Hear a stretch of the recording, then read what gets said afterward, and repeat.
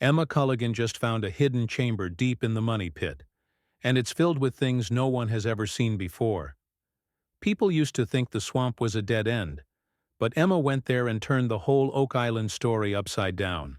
Could this be the proof treasure hunters have been chasing for over 200 years? Let's expose what Emma discovered that made the President of the U.S. shut down the entire island. The road under the swamp. You know how some folks thought the swamp was just nature doing its thing? Well, think again.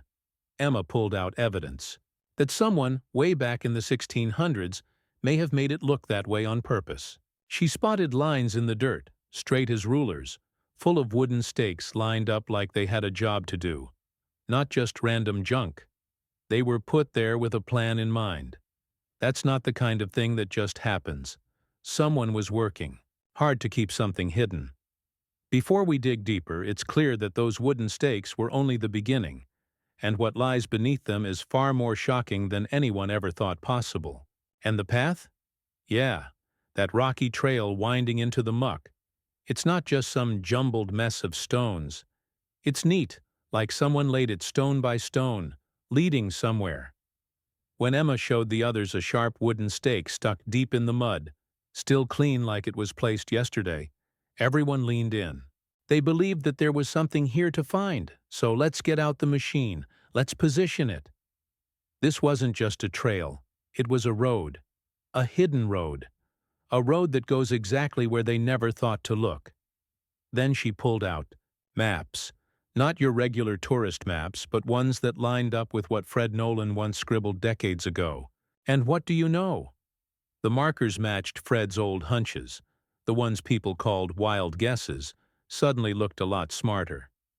His stake lines pointed right to the cobblestone path Emma just exposed. Coincidence? Doesn't look like it. Deeper they dug, the more pieces started to fall into place.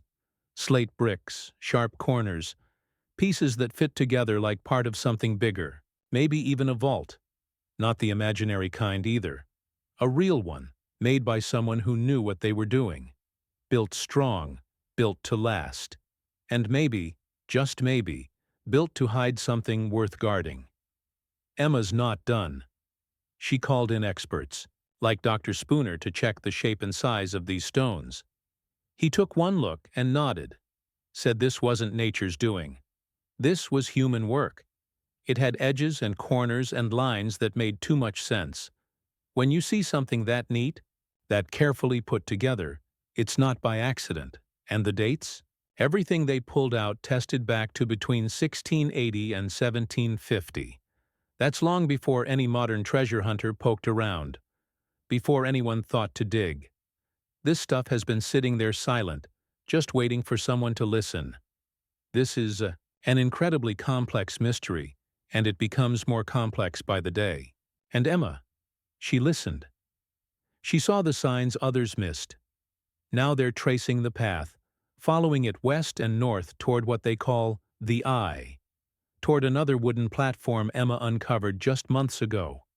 These things aren't miles apart. They're all connected like dots on a giant map. The deeper they dig, the more the story spreads out like threads weaving through the whole island. Suddenly, this isn't just about the money pit. It's about the swamp, Lot 5, even the stone road. It's like someone played a giant game of hide-and-seek centuries ago, and now the team's finally catching up. Emma's discovery isn't a side note. It's the center of a web. With every new find pointing in one direction, something's buried. And it's not where they thought. The really wild part? These cobblestones lead to that same brick and slate chamber found earlier. The one that looked empty at first glance. But what if it wasn't? What if it just looked empty? What if it was a decoy to throw people off the scent, while the real treasure waited farther down the line? Emma thinks there's more than just one vault. Maybe two, maybe more.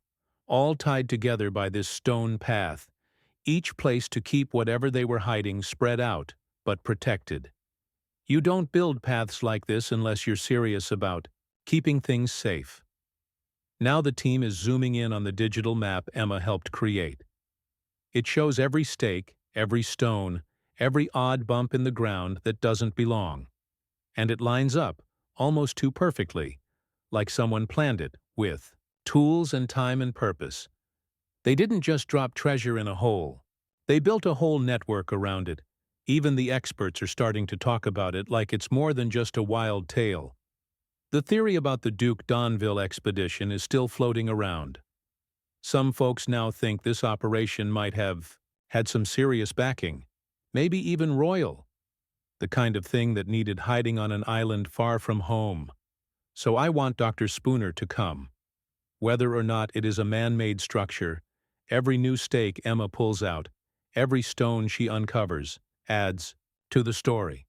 It's not just a dig anymore. It's like decoding a giant message left behind by people who really didn't want to be found. And the more you look, the more it makes sense. This isn't random. This is a plan unfolding.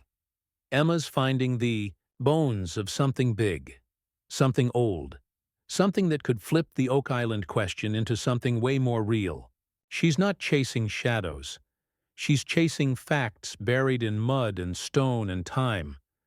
But just when Emma was making big moves, the story jumps back to where the digging first started, and the oldest clues began to show up.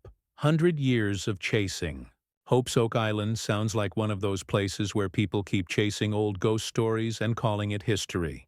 It sits right off Nova Scotia, and for more than 200 years, folks have been digging up this chunk of land thinking they'll find something big. Every few years, someone finds a weird rock or rusty tool, and suddenly it's front-page news. But let's be real for a second. If anything was there, would it really still be sitting underground after all this time? Back in 1795, a few young guys noticed a dent in the ground under a tree. There was a wooden block hanging from a branch, and they thought it looked like someone had been trying to pull something up, or bury it. They started digging and found planks stacked every 10 feet. That was all it took. People got obsessed with the idea that treasure was down there. That hole got called the Money Pit, and it's been swallowing cash and dreams ever since. In 1804, someone found a stone slab, about 90 feet down. The thing had strange symbols on it, and some people think it says there's treasure 40 feet below. Others say the whole thing was made up to keep the digging going. Honestly, the fact that no one can even find the slab anymore doesn't exactly scream proof. It's just one of those stories that keeps hanging around because people want it to be true. Then in 1849, some guys drilled into the pit and said they pulled up part of a gold chain. Sounds amazing, right? Except nobody ever saw it again. The chain went missing, and now all we've got is some old story with no real proof. That kind of thing happens a lot on Oak Island. People find something, tell everyone, and then, oops, it's gone. Fast forward to 1897, and someone finds a little piece of paper way down in the pit. It had 2 letters on it, maybe BY or RY. That tiny scrap was enough to get people saying there were ancient scrolls or hidden documents buried on the island. Seriously? A torn-up bit of paper turns into some huge theory about lost knowledge? It's a stretch. Jump to 1967 and someone digs up a pair of old scissors. Experts said they look Spanish and might be from Mexico, maybe 300 years old.